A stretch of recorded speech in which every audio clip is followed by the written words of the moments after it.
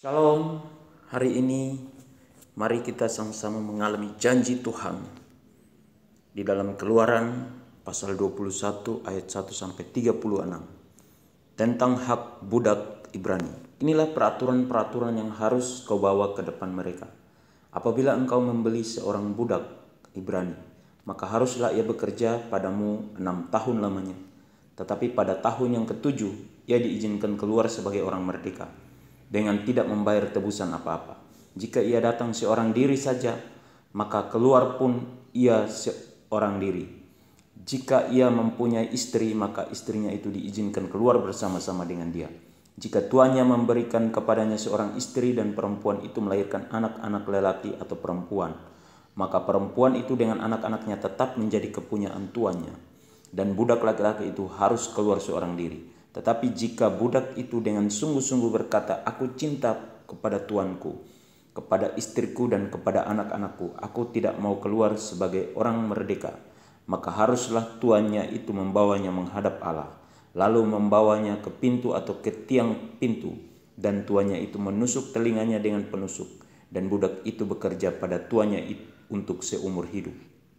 Apabila ada seorang menjual anaknya yang perempuan sebagai budak, maka perempuan itu tidak boleh keluar seperti cara budak-budak lelaki keluar. Jika perempuan itu tidak disukai tuannya yang telah menyediakannya bagi dirinya sendiri, maka haruslah tuannya itu mengizinkan ia ditebus. Tuannya itu tidak berhak untuk menjualnya kepada bangsa asing, karena ia memungkiri janjinya kepada perempuan itu. Jika tuannya itu menyediakannya bagi anaknya laki-laki, maka haruslah tuannya itu memperlakukannya seperti anak-anak perempuan berhak diperlakukan. Jika tuannya itu mengambil perempuan lain, ia tidak boleh mengurangi makanan perempuan itu, pakaiannya dan persetubuhan dengan dia. Jika tuannya itu tidak melakukan ketiga hal itu kepadanya, maka perempuan itu harus diizinkan keluar dengan tidak membayar uang tebusan apa-apa. Peraturan tentang jaminan nyawa sesama manusia. Siapa yang memukul seseorang sehingga mati, pastilah ia dihukum mati. Tetapi jika pembunuhan itu tidak disengaja, melainkan tangannya ditentukan Allah melakukan itu, maka aku akan menunjukkan bagimu suatu tempat kemana ia dapat lari. Tetapi apabila seseorang berlaku angkara terhadap sesamanya hingga ia membunuhnya dengan tipu daya, maka engkau harus mengambil orang itu dari mezbahku supaya ia mati dibunuh.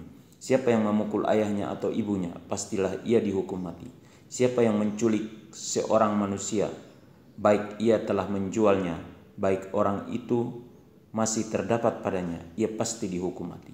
Siapa yang mengutuki ayahnya atau ibunya, ia pasti dihukum mati.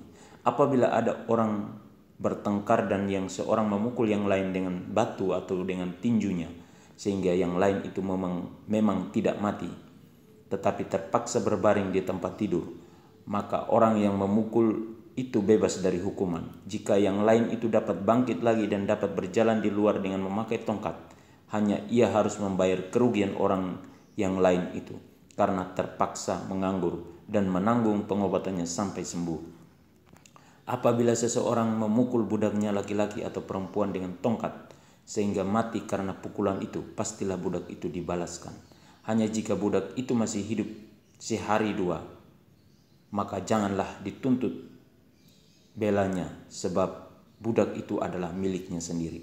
Apabila ada orang berkelahi dan seorang dari mereka tertumbuk kepada seorang perempuan yang sedang mengandung sehingga keguguran kandungan, tetapi tidak mendapat kecelakaan yang membawa maut, maka pastilah ia didenda sebanyak yang dikenakan oleh suami perempuan itu kepadanya, dan ia harus membayarnya menurut putusan hakim. Tetapi jika perempuan itu mendapat kecelakaan yang membawa maut, maka engkau harus memberikan nyawa ganti nyawa, mata ganti mata, gigi ganti gigi, tangan ganti tangan, kaki ganti kaki, lecur ganti lecur, luka ganti luka, bengkak ganti bengkak. Apabila seseorang memukul mata budaknya laki-laki atau mata budaknya perempuan dan merusakkannya, maka ia harus melepaskan budak itu sebagai orang merdeka, pengganti kerusakan matanya itu. Dan jika ia menumbuk sampai tanggal gigi budaknya laki-laki atau gigi budaknya perempuan, maka ia harus melepaskan budak itu sebagai orang merdeka pengganti kehilangan giginya itu.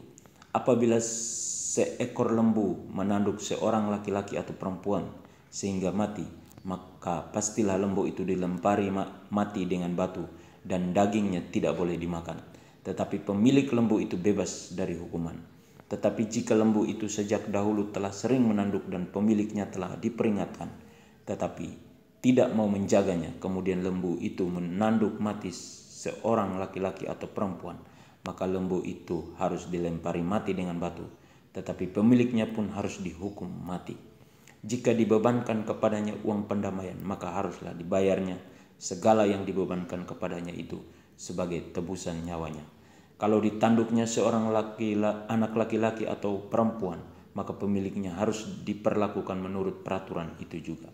Tetapi jika lembu itu menanduk seorang budak laki-laki atau perempuan, maka pemiliknya harus membayar 30 sikal perak kepada tuan budak itu, dan lembu itu harus dilempari mati dengan batu.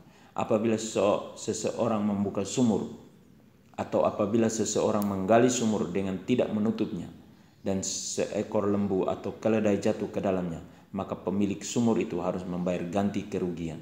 Ia harus mengganti harga binatang itu dengan uang kepada pemiliknya, tetapi binatang yang mati itu menjadi kepunyaannya. Apabila lembu seseorang menanduk lembu orang lain sehingga mati, maka lembu yang hidup itu harus dijual, uangnya dibagi, dan binatang yang mati itu pun harus dibagi juga.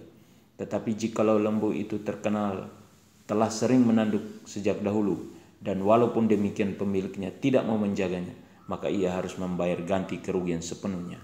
Lembu ganti lembu, tetapi binatang yang mati itu menjadi kepunyaannya. Peringatan untuk kita agar kita tidak berlaku curang atau tipu daya atau melakukan kejahatan-kejahatan lainnya. Janji Tuhan buat kita hari ini bahwa Tuhan akan menjamin hidup kita karena kita adalah miliknya Tuhan. Amin. Tuhan Yesus memberkati.